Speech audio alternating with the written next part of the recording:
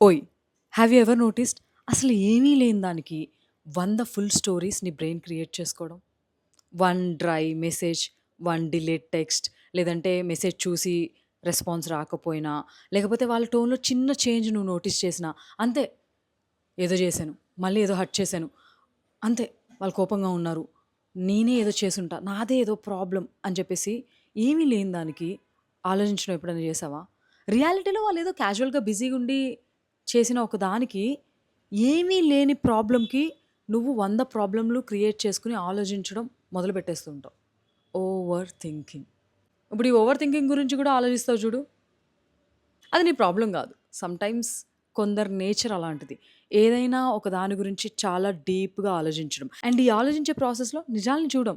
Only ఫియర్స్‌ని మాత్రమే చూస్తాం. And నిన్ను నువ్వు బ్లేమ్ జేసుకోవడం మొదలుపెట్టేస్తుంటావు. అసలు లేని ప్రాబ్లమ్ గురించి, జరగని దాని గురించి నిన్ను నువ్వు బ్లేమ్ జేసుకోవడం ఎంతవరకు రైటు?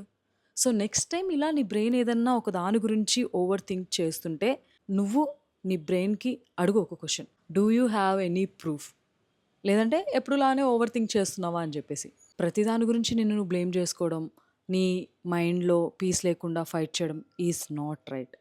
యూ డిజర్వ్ పీస్ నీ మైండ్‌లో కూడా.